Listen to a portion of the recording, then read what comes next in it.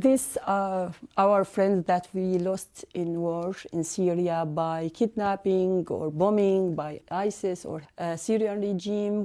Afra al-Atrash and her husband Salem came to Britain from Syria in 2020.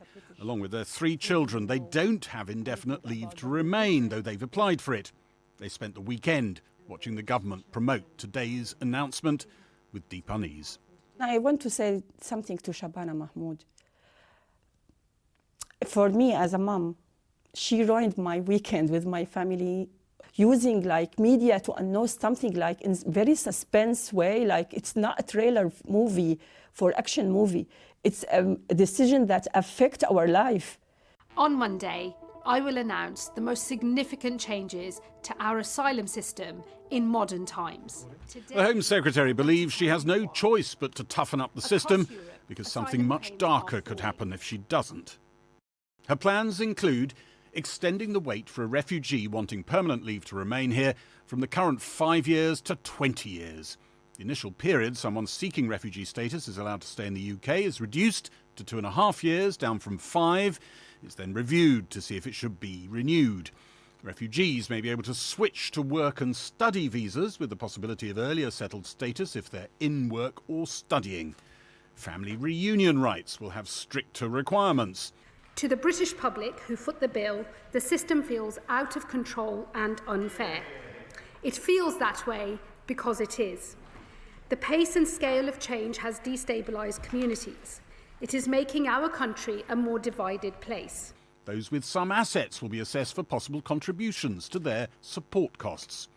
The government hopes to cut removal appeals with a new appeals body, and it's announced it will be punishing countries who refuse to take returns with blanket visa bans. We have family here. The government says it'll take a stricter view on whether refugees can be returned to countries previously deemed unsafe. Syria, the country the al-Atrash family fled and where they lost so many friends, could be high on the list. My daughter, she's 12 years old. She speaks English better than Arabic. So she doesn't write Arabic at all. She's fluent in English. So she panicked like, Mama, I don't want to go back to Syria. I know I love my country, but I have here my friends, all my memory here, and all my memories about my country is like about war, destruction, weapon. So this is why I have in my memories. So it's for her. I think the Home Office should acknowledge in their consideration the kids. The government says it's following Denmark's centre-left Social Democratic government, who tried to squeeze down arrivals and push up removals, including of families with children. They were threatened by a populist right-wing party whose support has dropped dramatically since the hardline policies came in. Illegal migration is the #1 concern. Reform UK said the Home Secretary would struggle to bring her party with her. With regard to the Home Secretary, she's beginning to sound as though she's sort of putting an application for vetting to join Reform. The new, tougher approach is a big shift from Keir Starmer's election rhetoric, which focused on smashing criminal gangs and processing the asylum backlog. We've got record numbers of people waiting to be processed. We've got to bring the human into this. Stop the boats with effective action and process the claims. The government is lurching from one inhumane, ridiculous idea to the next. He seems to have moved dramatically to new terrain. Do you think he's panicking? I think this does seem to be a desperate move, and it seems to be learning all the wrong lessons from across Europe. It's also not the right thing to do morally. Desperate move by a desperate man, maybe. Well, you know, it's been a difficult few weeks for him in politics, hasn't it? It's not the case that somehow by coming to the UK there's some sort of golden ticket, as has been said. And I think another problem with that kind of rhetoric is that you end up inflaming the situation and sort of creating hostility and anger. And I don't think we need to be, in a position where we're being praised by the likes of Richard Tice saying that we're using reform's kind of language. And that I don't think is necessary to get to where we need to be. And leaves you with a sick feeling in your stomach. Yes. Number 10 doesn't think there'll be enough Labour MPs to defeat the measures, and it thinks voters in seats like Nuneaton, scene of anti-immigration protests this summer, want to see the system being gripped. I hope it would work, but I don't know if it would definitely work, because all they see is Britain as a free ticket. They see the benefit system, they see that people can get a house on the benefit system. I know that some people, there needs to be laws in place and there needs to be protections, and I absolutely agree with that, but I don't kind of agree with the rhetoric that goes alongside that, because I see the nastiness that comes from that. Would it make you more likely to vote Labour? Potentially, yeah. In the last hour, news channels had to make apologies as Shabana Mahmood told the Commons how she felt her approach was essential to preserve fractured community relations. Unfortunately, I am the one that is regularly called a and told to go back home. It is I who knows through my personal experience and that of my constituents just how divisive the issue of asylum has become in our country. She might like to apologise for the language used. I apologise, Madam Deputy Speaker. I did not mean any discourtesy. I was merely reflecting the truth of words that are used to me. And this decision, 20 years, it's like torture people, torture the refugees. Like some kind of torture. That's how the Al-Atrash family see the prospect of refugees waiting 20 years to know if they can finally settle. The government says the stakes are too high to bend on this and other new measures. And Gary's with me here in Central Lobby. Keir Starmer doesn't always get what he wants. No, he doesn't. And there is real disquiet on the Labour benches, particularly just a few texts in the last few minutes from MPs saying they don't like this idea of ratcheting up enforced family removals. Some other Labour MPs are saying they really don't like the rhetoric around this issue that's being deployed by the government.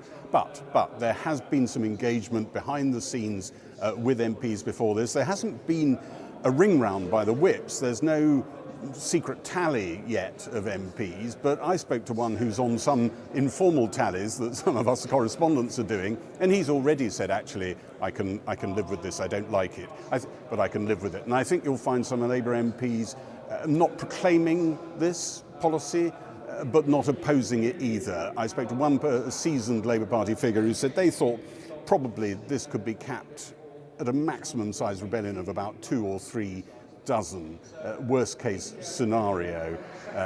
If that's right, well, that's survivable. But you have to say, this is a party, a government at the moment that can trip over its own shoelaces when it's not even wearing lace-ups. Gary Gibbon, thank you. Well, as we've just seen, as politicians unveil reforms to the asylum system, many people are living with long waits and unresolved claims. Our Communities editor, Darshana Soni, has been speaking to people facing the delays and others who worry that the new rules could mean that their futures are even less certain. My name is Nathaniel Abraham. I come from Ethiopia. The Home Office refused my claim. Hello, my name is Adam. I'm from Eritrea. My Home Office decision I appealed before 11 months ago. Stuck in the system, just some of the 120,000 asylum seekers waiting to resolve their claims. The Home Office wants to deter new arrivals, but what about those already here? How would today's plans work in practice? My name is Masoro Baitzing. I come from Botswana. I'm an asylum seeker here in UK. Masego loves her Bible. She loves to read, and she loves her teddy bears. That's the ones that I sleep with. They bring you comfort. Yeah. The 50-year-old claims she's been targeted by the security services in Botswana because she handled confidential information for the ruling political party, but left to work for its rival. We are threatening their power now because we are working with other opposition parties to gang against them. So I was under scrutiny. I was followed wherever I go.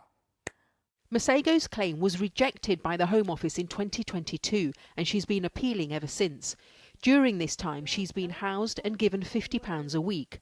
The Home Office said today it'll reform the appeal system to stop what it describes as gaming. So you appealed when they first rejected you? Yeah. It's the Home Office rejection and the court rejection. That one, they just said I could not appeal. So I was very disappointed. It was painful. There will be some people who say to you, look, you can't go on appealing forever. You need to accept that you've been rejected and that you won't get asylum here and that you should go home. Some people say that because they don't know why, what made you. There's no woman who can leave her house, leave whatever. I had a car, I have a good life, I had my children. I cannot live that good life to come and live in a room like this, like a prison. There are around 50,000 asylum seekers like Masego waiting on an appeal, as they're legally entitled to do. The Home Secretary, in language that's been criticised by some, claims that many are chancing their arm. She wants to make it easier to deport those who are rejected. But how will this work when we don't have returns agreements with many of their home countries? What kind of?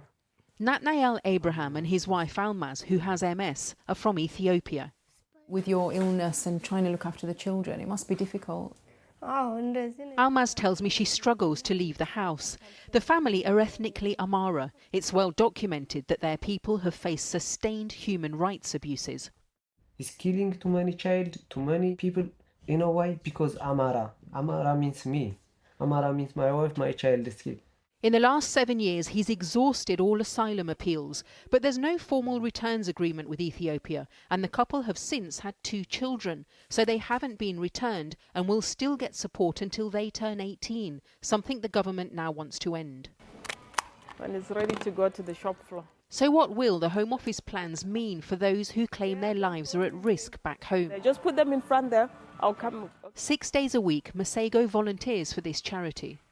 When I'm at home not doing anything, it distresses me a lot. Like your life has stopped for 3 years. You are not doing anything. When Christmas time comes, it's the worst. Under the new plans announced today, that uncertainty could go on for many, many more years. I keep on volunteering. I love it here. It's my happy place for now. It's my happy place. Okay. Well, just before we came on air, I spoke to the Migration Minister, Mike Tapp, and I put it to him that if this doesn't stop the boats, then the policy is simply being mean. No, not at all. Look, by ripping away that pull factor, making it less attractive to come So here, you're sure the boats will stop because of this? It's highly likely that that will bring down those numbers By how much significantly. and when? Well, it's impossible to put a time frame. We've got to legislate this Well, first. your time frame is the next election. We've got to legislate it first, and it will have an impact once people start seeing that it's less attractive to come to this country. And I think it's really important that we do that because it has been exploited. People have spoken to migrants, I don't know whether Channel 4 have done that, who say they come here because they see us as a soft touch. But the key Not is it anymore going under to this work, government. and by how much? I'm really confident. So how many asylum seekers do you think will be coming in on boats by the next election? I'm really confident this will have a massive impact because it's less attractive to come here and it'll be easier to deport. It's worked with Denmark. They're at a 40-year low now. It's an incomparable and it'll country. work here. It's a small country by comparison. They have many fewer people going there. It's a different language, a different colonial history. It's not a good comparison. I think it's really important to learn from other nations that have had success. Of course, we've adapted this to suit our country, and we're making it less attractive to come here and making it easier to deport. Apparently, you're looking for hubs to send people who can't go home.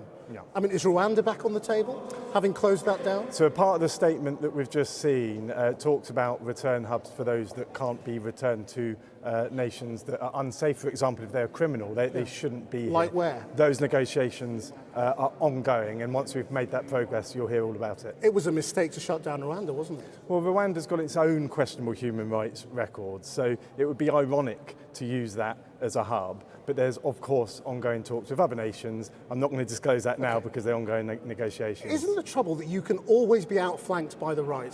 So they might well support you today, and if this doesn't work next year, they will say it wasn't enough, and we need to go much further, and we need to come out of ECHR and do all sorts of other things. Christian, we're not here to keep any political party or anywhere on the political spectrum happy. This is about solutions. But they're the threat. This is about solutions. It's about coming up with policy that works. For example, making it less attractive to be here, easier to port, and safe and legal routes. That's across the whole political spectrum. It's about solutions that work so that we can finally unite the country and not allow the far right to use it as a divisive tool. But isn't this actually a real admission that your bigger project has failed? You know, the truth is that you could stop all the illegal immigrants, you could deport 1 million people, and Britain would still be unequal, poor in places, lacking in opportunity, divided, all the things that are causing so much disgruntlement at the moment and the blaming of migrant communities? Not at all. There's a valid concern around lack of integration and lack of contribution from some that are here. So we've got to make sure that that's rectified. If we rectify that, then people will stop blaming others. But of course, there's a lot to do on the economy, on the cost of living, on the NHS, on policing, and we're working hard on all fronts. I mean, if you were providing good public services and economic opportunity and more equality, people wouldn't be pointing the finger at immigrants, would they? Look, there's no doubt that we've inherited an absolute mess. The public services were on their knees, the NHS was ruined, the buses weren't running, there's not enough police on the streets. We're already making progress on all three of those issues and more, and we're going to go further. It's only a year and a half into our first term of our, hopefully, decade of national renewal. And what do you say to your colleagues and the Green Party who say this is cruel and racist? Well, it's certainly not. I think restoring order and control to the immigration system is exactly what the public want. It was in our manifesto, and that's why the colleagues that I've been speaking to are in full support of this. And you saw it behind Shabana in the chamber just then. But how can you build a life in this country if every 30 months you have to be reassessed? Who's going to give you a rental contract if they know that in 6 months' time you might be deported? Who's going to lend you money? Asylum is temporary. It's not permanent. And look at Ukraine, for example. Many of those people want to go home. Built lives it's really important that it's clear that if the situation changes at home, the war ends, the regime changes, that you can go home. That's what people want, and that's what we'll do. So Alf Dubs, your colleague in the Lords, you'd say, tough, go back home, war's over. Look, this is about ensuring that we've got a system that's fair, that's controlled, that isn't too attractive because it drags people across Europe to come here. Asylum should be temporary, but of course there's going to be a route, and that will take 20 years to settle here, and routes within that for skilled workers, for example, who are contributing and integrating to come into, for example, skilled worker visas.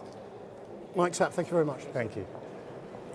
Well, there are critics on the left and the right. Let's hear first from the Shadow Home Secretary, Chris Philp. Just to be clear, your party leader is saying you will help the government get these reforms through if her left wing opposes them. Yeah, where there are proposals that we think are sensible, probably small steps in the right direction, yes, as a responsible opposition, we will give the government our votes. But I would say these are very, very small steps in the right direction, and I don't think this package goes anything like far enough to fix the immigration crisis which this Labour government is presiding over. So what are the steps you would take that you didn't take for 14 years? Well, we're now under new leadership, and we would, for example, come out of the ECHR entirely, which would enable us to make sure that every single illegal immigrant gets deported within a week of European arrival. Convention on Human Rights. Yes. Right, so now, what is your solution to the Good Friday Agreement, which is based on the ECHR still being there? Well, I recommend David Wolfson's 200-page report which addresses that question. I'll try and answer it in 10 seconds.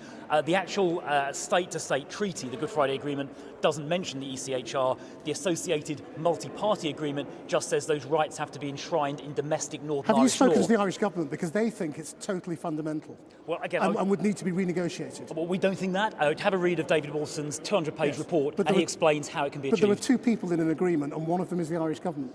Well, and they think it needs to be negotiated. It is not in the state-to-state treaty at all. It's in the multi-party agreement. You understand you're playing with fire here. I mean, when it comes to Northern Ireland peace. And that's why we got one of the country's most eminent KCs, Lord Wolfson, to write a 200-page report. Which is disagreed with by lots of other people. Well, it may be, but he's given an extremely authoritative and detailed analysis of the question you just asked. But isn't the truth that that's the reason your governments never did this? Because pulling out of the ECHR is incredibly complex in international law, and it's not something that can just be blithely done the way you suggest. Well, it's not being blithely done. There's a 200-page report explaining how it can be done, and the report also concludes that while being inside the ECHR, we can't control our borders. We can't deport all foreign criminals as we would like to. I'll give you an example. There was a Zimbabwean paedophile who was due to be deported back to Zimbabwe. Yes. But we couldn't do that because the ECHR was applied in a way that says his rights as a paedophile would be violated because he might face some hostility back in Zimbabwe. But you know, that is clearly ridiculous. Law, the number of cases which are prevented because of the ECHR in court is actually very small. Well, that is because the government, rightly, legislates compatibly with our ECHR obligations. By design, our law is ECHR compatible. So what would you actually do if you did that? Would you, there are boats coming towards the shores, what happens to the people? Well, if people arrive illegally on our shores, on small boat or indeed otherwise, then outside the ECHR they can be deported within a week, either to their country of origin if safe or possible, without judicial intervention, or if that's not possible or safe, to a safe third country like, for example, Rwanda. Now, the Australians did something very similar about 13 years ago. I spoke to former Australian Prime Minister Tony Abbott about this just a few weeks ago, and he said within a few months, within 3 or 4 months of Australia starting the policy I just described, the boat crossings they had from Indonesia to Australia, which were happening in similar numbers to ours, stopped completely, because why would you attempt a crossing, well, to Australia in that case, or to the UK in our case, if you know you are certain to get removed? And do you think, for example, that Britain has a responsibility to people in former colonies, say Sudan, which is now at war, where some of the people coming in on those boats come from, and where there is no safe route for them to apply for asylum. There is no way for them to arrive here legally and then claim asylum. The only way is to come on a boat. Do you think we have any responsibility to them? Look, and we have a moral responsibility to look after people in genuine danger, but I'd make a couple of points to your example. The first is that everybody, every single person coming here by small boat is leaving a safe country, namely France. No one is fleeing war or persecution in France. They are almost entirely young men. They're paying people smugglers. And by doing what they're doing, they are taking up capacity that could be used for women or children or more deserving cases. We cannot, I don't accept your thesis that we should allow illegal migration. We should completely stop illegal. That's not my thesis. I'm asking you whether we have a responsibility. Well, look, I think we should stop illegal migration, and that would create limited capacity to help people in genuine need. But every single illegal immigrant should be deported within a week. But to do that, we need to leave the ECHR, and that is not what this Labour government is proposing, because they're too weak. Thank you for joining us today. Right, now, if I can ask you to step aside and bring in Ellie Chowns, who is the leader of the Green Party here in the Commons. Their leader, Zach Polanski, of course, isn't an MP. Why are you saying this is cruel? Well, we have a fundamental kind of human bond with each other, and people fleeing violence, just as you were asking Chris Philp about there, we have a responsibility to support and offer humanitarian refuge to people who are fleeing in fear of their lives. Do you think in that example we have a greater responsibility than France? I mean, he's saying they should stay in France or wherever it is they came through. I mean, we're an island, so kind of by definition, we're not going to be first physical port of call for anybody. And of course, because people aren't allowed to get on aeroplanes, they can't reach here without going through anywhere else. The vast, vast majority of refugees in the world go to neighbouring countries, and we should be doing more to support them. But what's the government doing? It's slashing the aid budget. But that's why so many voters now, who are largely, you know, in survey evidence that suggests, you know, voters have turned against asylum seekers and immigration in general. People say, well, if we're an island and there are all these safe countries in between us and where the people are coming from, why are we taking any? So because we have that fundamental human responsibility, all of us shared across the world, we should be doing our fair share. And I think that principle of fairness is really it is an ingrained British value. But how would you work out what's fair? Back to your point about, you know, people across the country have been kind of encouraged, I would say, you know, it's been actually whipped up as a point of division in the country to blame immigration, to blame immigrants for the problems of the country. But actually, the costs of the asylum system are about 1/200th of public expenditure. These are not huge numbers of people. Actually, I think this is a misdirection of people's rightful frustration. I think people are frustrated with the problems of the country, but it's inequality, not immigration, that's at the root of that. And there are, in my view, some very irresponsible and frankly dark forces whipping up. Do you really think politicians are leading this, or are politicians following where the people are? Because I think what it looks like is that Reform's doing very well, and Labour and the Tories are chasing after it. Yeah, what it looks like to me is that Reform is whipping up anti-migration hatred and frustration, and Labour are just following along in their wake, imitating their rhetoric, aping their policies. I mean, it's really very sad to see. You know, what we've got today is also, it just makes no sense in its own terms. You know, Shabana Mahmood is talking about cutting the period for which people can get leave to remain from 5 years to 2.5 years. What will that do? It'll automatically double the number of bits of processing, bits of paperwork that the system has got to do. Do you think the Home Office could actually do it? Well, clearly not, because there's a huge backlog already. What should the Home Office be doing? It should be setting up many more safe, legal, managed routes for people to reach here, now, like what we've done for Ukrainians. They've said there are going to be some safe routes. But what do you make of their proposal? Because it's very, very limited. Well, as far as I can tell, it's a tiny number. I think it's 3 countries. Shabana in there was talking about, maximum of a few hundred people. And people with skills. Let's give an example, though, a contrasting example. Our country has welcomed nearly 250,000 Ukrainians in a short period in recent years. My own area, Herefordshire, has been incredibly generous welcoming people. We have done a fantastic job as a country, and those Ukrainians have made an amazing contribution to our country too. We've got a long history of doing this. What we're seeing now is the complete opposite of that from Labour. They're aping the rhetoric of the far right, they're pulling up the drawbridge, and that goes completely in the face of our human obligations to each other and Ellie, in the face of what will actually work to make the country work better. Ellie Chowns, thank you very much indeed.